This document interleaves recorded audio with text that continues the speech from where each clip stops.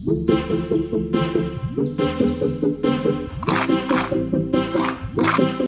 दोस्तों, आज मैं अपने किचन में बनाने वाली हूँ आलू और टमाटर की ये सब्ज़ी जो बनी है बिना लहसुन और प्याज की। और ये साथ में बना है हींग और जीरे का रायता जो पूड़ियों के साथ खाने में बेहद ही लाजवाब लगने वाला है, जिससे आपका पाचन भी एकदम बढ़िया रहेगा। और साथ में ये कुरकुरी सी पूड़ियाँ बनाई हैं जिन्हें बेडमी पूड़ी भी कहा जाता है और इनके अंदर दाल की स्टफिंग की गई है। अगर आपको ये वीडियो पसंद आए तो चैनल को सब्सक्राइब करके बेल आइकन दबाना ना भूलें। तो चलिए रेसिपी शुरू करते हैं। तो मैं यहाँ पर सबसे पहले बना रही हूँ पूड़ी में भरी जाने वाली दाल वाली स्टफिंग। तो कढ़ाई में तेल डाल दिया था। तेल डालने के बाद जब ये गर्म हो गया, इसमें मैंने डाल दिया है आधा चम्मच जीरा। जीरा भुनने के बाद मैं इसमें डाल दूंगी कटी हुई हरी मिर्च। यहाँ पर मैंने 4 हरी मिर्च का इस्तेमाल किया है और ये बिल्कुल भी तीखी नहीं है। मिर्च या जीरा एकदम से जले नहीं, इसीलिए मैंने यहाँ पर गैस की फ्लेम को लो कर दिया है। लो फ्लेम पर ही मैं अब इसमें बाकी के मसाले ऐड कर दूंगी। तो यहाँ मैं डाल रही हूँ हींग, क्योंकि उड़द की दाल पचने में ज़्यादा समय लेती है और हींग डालने से हमारा डाइजेशन भी बेहतर होता है। इसीलिए छोला, चना, राजमा, उड़द दाल इन सब में हींग का इस्तेमाल ज़रूर होता है।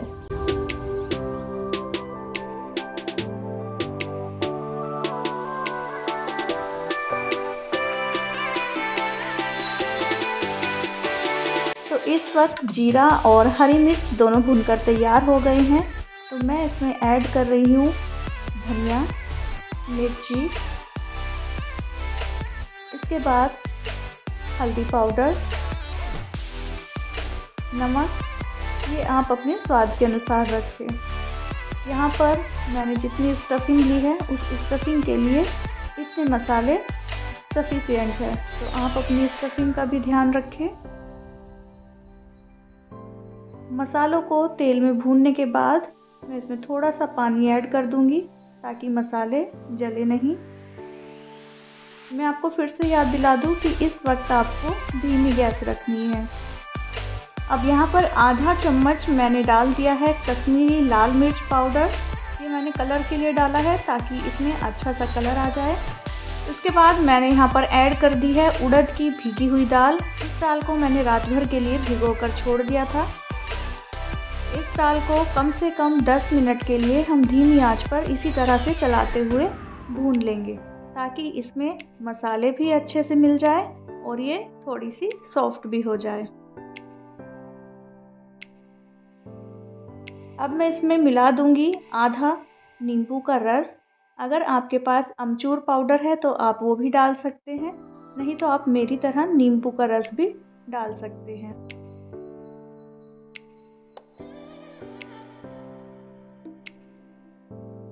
दाल की इस स्टफिंग को पकते हुए 10 मिनट पूरे हो चुके हैं और ये अब बिल्कुल तैयार है। तो सबसे लास्ट में मैं इसमें मिला दूंगी हरे धनिए की कटी हुई पत्तियाँ और इसे उतारकर अलग रख देंगे। अब बढ़ते हैं दूसरे स्टेप की तरफ। यहाँ मैंने आधा किलो आटा लिया है। इस आटे में मैं मिला रही हूँ 100 ग्राम सूजी। यही सीक्रेट है जिससे हमारी पूड़ियाँ एकदम क्रिस्पी बनेगी। और इसके साथ साथ मैं यहाँ मिला रही हूँ 4 चम्मच देसी घी। और अभी यहाँ पर पानी का इस्तेमाल बिल्कुल नहीं करेंगे। पहले यहाँ घी और आटे को एक साथ मिक्स कर लेंगे और इस तरह से आप भी लड्डू बनाकर देख सकते हैं। अगर ऐसे इजीली लड्डू बन रहा है और टूट रहा है तो इसका मतलब है घी सही मात्रा में डला हुआ है। आटे में घी को अच्छी तरह से मिक्स कर लेने के बाद मैंने इसमें डाल दिया है नमक, अजवाइन जो हमारे पेट के लिए बहुत ही फ़ायदेमंद रहने वाली है, थोड़ी सी हल्दी और मिर्च पाउडर। अब मैं यहाँ पर थोड़ा थोड़ा सा पानी मिला करके इसका आटा बनाकर तैयार कर लूँगी। आटा गूँथते हुए आपको यही ध्यान रखना है कि हमें टाइट आटा गूँथना है ताकि इससे पूड़ियाँ आसानी से बन सके। और आटे को रखने से पहले भी मैं इस पर घी लगा दूँगी। घी अच्छे से चारों तरफ लगा देने के बाद मैं इस आटे को ढककर रखूँगी, जिससे हमारा आटा काफ़ी लंबे टाइम तक मुलायम बना रहेगा और सूखेगा नहीं।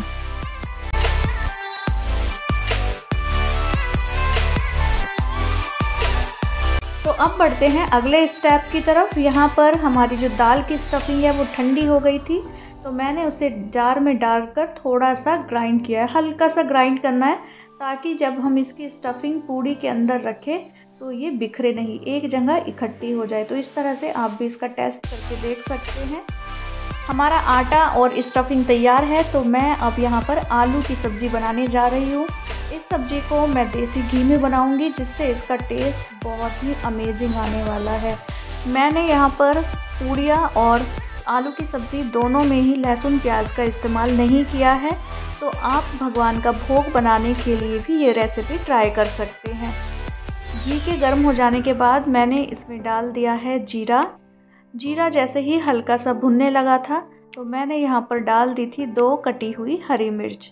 मैं अपनी रेसिपी में जो भी हरी मिर्च यूज़ करती हूँ वे बिल्कुल भी तीखी नहीं होती है, तो इसीलिए मैं उन्हें ज़्यादा क्वांटिटी में भी यूज़ कर लेती हूँ। आप अपने स्वाद के अनुसार यूज़ करें। यहीं पर तेल में मैं अब सारे मसाले डाल दूँगी, जैसे हल्दी पाउडर, धनिया पाउडर, मिर्च पाउडर और नमक। इन सभी को तेल में ही डाल दूंगी और फिर इन्हें तेल में हल्का हल्का फ्राई कर लेंगे। इस दौरान आपको ध्यान रखना है कि गैस की फ्लेम धीमी ही होनी चाहिए, और जैसे ही थोड़े से भुन जाए तो आप इसमें थोड़ा थोड़ा सा पानी मिला दें। इसके बाद मैं यहाँ पर आधा चम्मच कश्मीरी लाल मिर्च पाउडर भी ऐड कर दूंगी, जिससे आलू की सब्ज़ी में एक बढ़िया सा कलर आ जाए।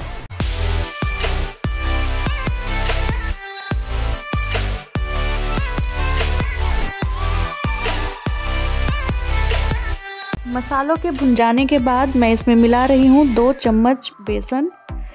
बेसन को भी धीमी आंच पर भून लेंगे। बेसन मिलाने से हमारी आलू की सब्ज़ी में थिकनेस आएगी।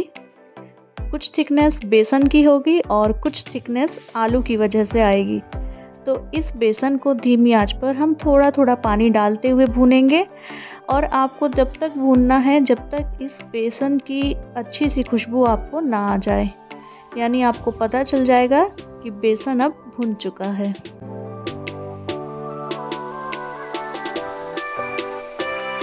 बेसन से खुशबू तो अच्छी आ रही है, और इसी वक्त मैं यहाँ पर मिला दूंगी मेथी दाना। इस मेथी दाने को मैंने रात भर भिगो कर रख दिया था, और ये अब बिल्कुल भी कड़वा नहीं है। तो पानी के समेत मैं इस मेथी दाने को सब्ज़ी में मिला रही हूँ, और इससे सब्ज़ी भी हमारी बिल्कुल कड़वी नहीं होगी।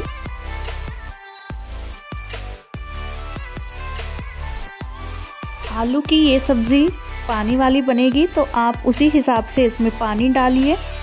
मैंने इस सब्ज़ी में 2 चम्मच बेसन भी मिलाया था, तो ये सब्ज़ी जब बन जाएगी और ठंडी हो जाएगी तो ये रखे रखे भी टाइट होगी। तो इसीलिए आप सब चीज़ों को ध्यान में रखते हुए पानी मिलाएं।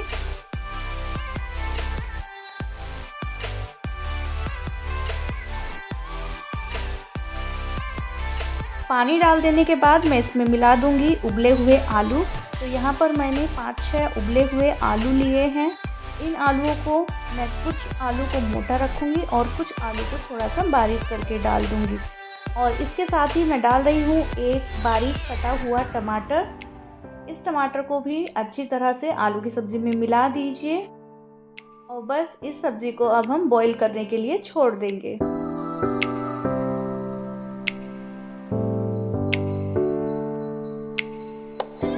सब्ज़ी में एक उबाल आ गया है, तो मैं इस सब्ज़ी को उतारकर छोटे फ्लेम पर रख दूंगी ताकि ये धीमी आंच में पकती रहे।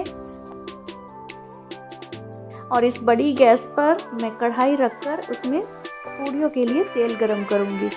सरसों का तेल कच्चा होता है तो उसकी खुशबू पूड़ियों में आ जाती है, इससे पूड़ियाँ कई बार अच्छी नहीं लगती। तो इसीलिए मैं पहले सरसों के तेल को उबाल लेती हूँ और उसे ठंडा कर लेती हूँ, मतलब रूम टेम्परेचर पे आने के बाद, और उसके बाद मैं उससे पूड़ियाँ बनाती हूँ। इससे हमारी पूड़ियों में सरसों के तेल की जो स्मेल होती है वो बिल्कुल नहीं आती। दूसरी तरफ हमारी आलू की सब्ज़ी भी बनकर बिल्कुल तैयार हो गई है, तो इसमें मैं डाल रही हूँ थोड़ा सा नींबू का रस और कटा हुआ हरा धनिया। अगर आपके पास अमचूर पाउडर है तो आप अमचूर पाउडर भी डाल सकते हैं। अब बढ़ते हैं पूड़ियाँ बनाने की तरफ। तो यहाँ पर आटा रखा हुआ है, ये बहुत ही सॉफ्ट है क्योंकि मैंने इसमें घी लगा कर रखा था। तो अब मैं इनकी छोटी छोटी सी लोइयाँ बनाकर रख लूँगी।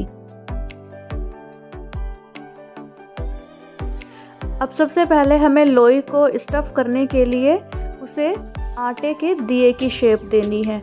जैसे आटे के दिए बनाते हैं ठीक वैसे ही, और इसके अंदर हमें दाल की स्टफिंग रखकर बंद कर देना है। लोई को इस तरह से बंद करना है कि उसमें से दाल बिल्कुल ना दिखे। तो अब हमारी सारी लोइयाँ बन कर के तैयार है। अब हमें हल्के हल्के हाथों से बेलन चलाते हुए पूड़ियों को बनाना है। अगर आप बड़ी पूड़ियाँ खाते हैं तो आप थोड़ा सा और बड़ा बेल सकते हैं, और अगर छोटी पूड़ियाँ खाते हैं तो आप छोटा बेल सकते हैं। बेलन पर ज़्यादा प्रेशर डालने से पूड़ियाँ फट सकती है, इसीलिए हल्के हाथों से बेलें। अब सारी पूड़ियाँ बनकर तैयार हो गई है, तो मैं इन्हें एक एक करके तेल में डालने वाली हूँ।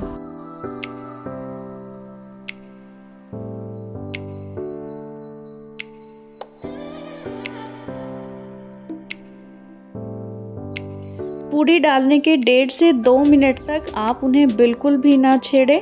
पहले उन्हें एक साइड से पकने दीजिए और उसके बाद एक एक करके पलट दीजिए ताकि वो दूसरी तरफ से भी पक सके।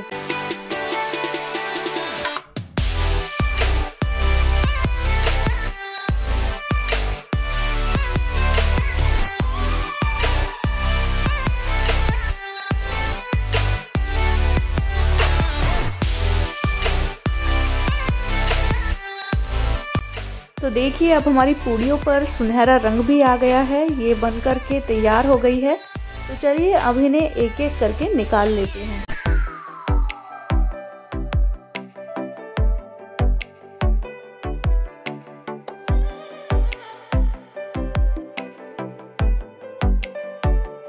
अब इसी तरह से बाकी की बची हुई 2 पूड़ियों को भी फ्राई कर लेंगे।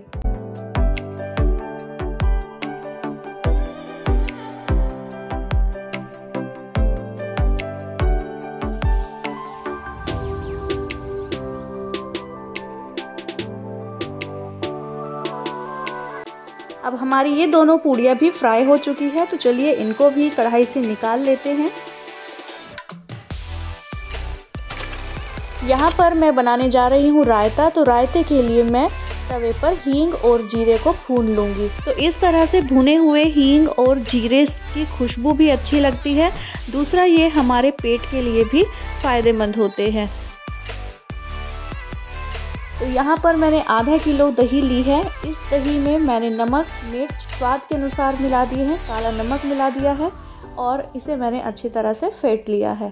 फेंटने के बाद मैं इसमें हींग और जीरे को इस तरह से हाथ से मसलकर डाल दूंगी। तो देखिए सबसे कम टाइम में हमारा रायता भी तैयार हो गया है, और पूड़ियों के साथ में तो ये बहुत ही यम लगता है। आप ज़रूर ट्राई करिए।